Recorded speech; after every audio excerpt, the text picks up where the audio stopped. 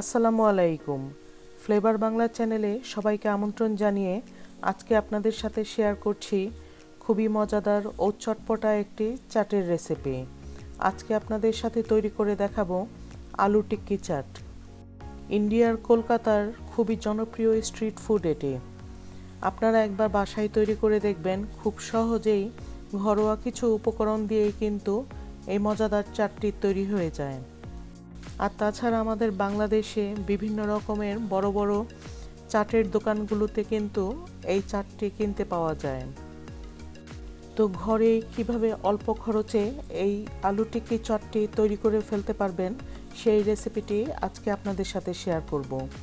অনুরোধ থাকবে রেসিপিটি শুরু থেকে শেষ পর্যন্ত দেখার জন্য এবং আমার চ্যানেলটিকে সাবস্ক্রাইব করে পাশে থাকা বেল আইকনটিতে ক্লিক করে রাখার জন্য।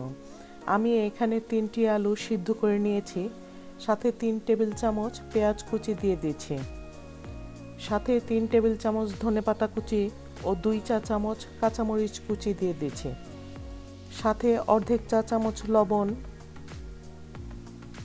অর্ধেক চা চামচ চাট মশলা, 1 চা চামচ চিলি ফ্লেক্স, 4/1 চা চামচ ভাজা জিরার গুঁড়া দিয়ে দিচ্ছি। একেবারে শেষে এখানে অর্ধেক চা চামচ বিট লবণ দিয়ে খুব ভালো করে মিশ্রণটিকে মিশিয়ে নিচ্ছি। আমার চ্যানেলে আরও কয়েকটি চাটের রেসিপি অলরেডি আপলোড করা আছে। আমি আই বাটনে ও ডেসক্রিপশন বক্সে লিঙ্ক দিয়ে রাখবো, আপনারা দেখে নিতে পারবেন। দেখবেন প্রতিটি চাটই খেতে অসাধারণ মজাদার।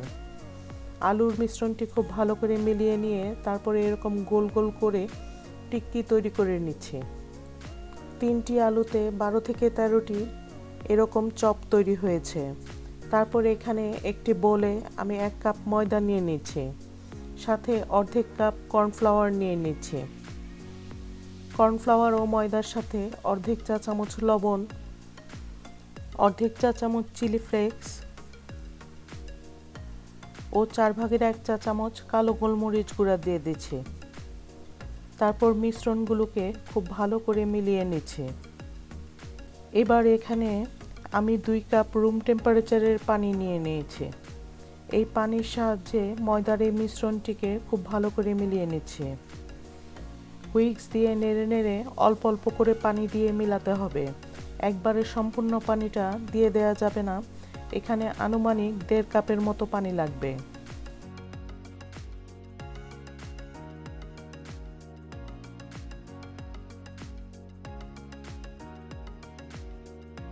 দেখুন, আমার এখানে অর্ধেক কাপ পানি কিন্তু বেঁচে গিয়েছে।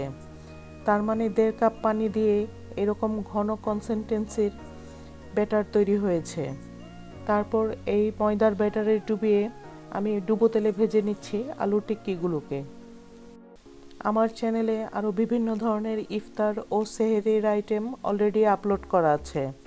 আমি আই বাটনে ও ডেসক্রিপশন বক্সে লিঙ্ক দিয়ে রাখবো, আপনারা দেখে নিতে পারবেন।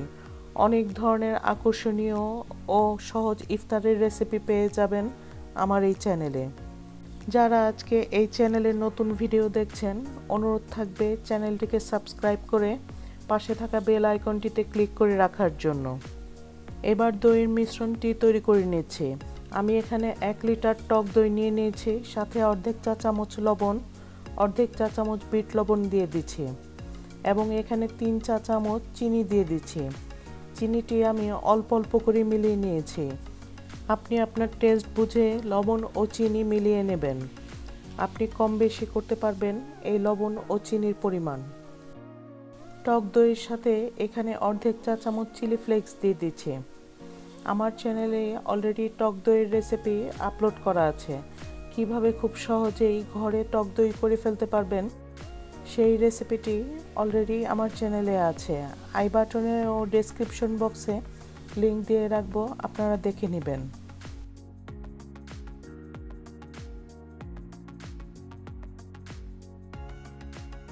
একেবারে শেষে 4/1 চা চামচ চাট মশলা দিয়ে দইয়ের মিশ্রণটি রেডি করে নিয়েছি। দইয়ের মিশ্রণটি কিন্তু সার্ভিংয়ের সময় ঠান্ডা পরিবেশন করতে হবে, তাই দইয়ের মিশ্রণটি তৈরি করে ফ্রিজে রেখে দিচ্ছি। আর এরই মধ্যে আলু টিক্কিগুলোও কিন্তু ঠান্ডা হয়ে গিয়েছে। এবার সার্ভিং ডিশে আলু টিক্কিগুলো সাজিয়ে নিচ্ছি। চাইলে সিঙ্গেল বাটিতেও কিন্তু এভাবে সার্ভ করা যাবে।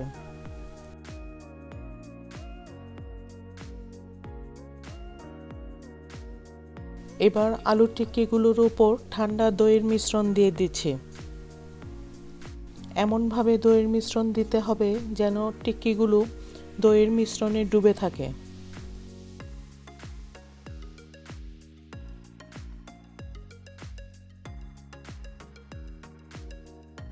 এবার ডেকোরেশনের পালা। উপরে সামান্য একটু লাল মরিচ গুঁড়া ছড়িয়ে দিচ্ছি।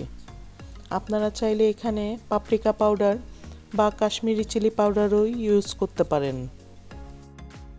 তারপর এখানে উপরে সামান্য পরিমাণে গ্রিন চাটনি দিয়ে দিচ্ছি। এই গ্রিন চাটনির রেসিপি আমার চ্যানেলে অলরেডি আপলোড করা আছে। আমি আই বাটনে ও ডেসক্রিপশন বক্সে লিংক দিয়ে রাখবো, আপনারা দেখে নিতে পারবেন। তারপর উপরে তেঁতুলের চাটনি দিয়ে দিচ্ছি। এই তেঁতুলের চাটনিও আমার চ্যানেলে আপলোড করা আছে। ডেসক্রিপশন বক্সে ও আই বাটনে লিংক দেওয়া থাকবে, আপনারা দেখে বানিয়ে নিতে পারবেন। একেবারে উপরে ঝুরি ভাজা দিয়ে দিচ্ছি। একেবারে শেষে আনার দানা দিয়ে পরিবেশন করছি। আজকের রেসিপিটি আপনাদের কাছে ভালো লাগলে অনুরোধ থাকবে ভিডিওটিতে একটি লাইক দিয়ে কমেন্ট করে জানানোর জন্য কেমন ধরনের রেসিপি আপনারা দেখতে চান। ইফতারের শেষে এই আলু টিক্কি চাট খেতে কিন্তু খুবই ভালো লাগবে। বাসায় একবার তৈরি করে দেখবেন, এর ফ্যান হয়ে যাবেন। আজকের মতো এখানেই শেষ করছি। অনুরোধ থাকবে চ্যানেলটিকে সাবস্ক্রাইব করে পাশে থাকার জন্য। ভালো থাকবেন, সুস্থ থাকবেন। আল্লাহ হাফেজ।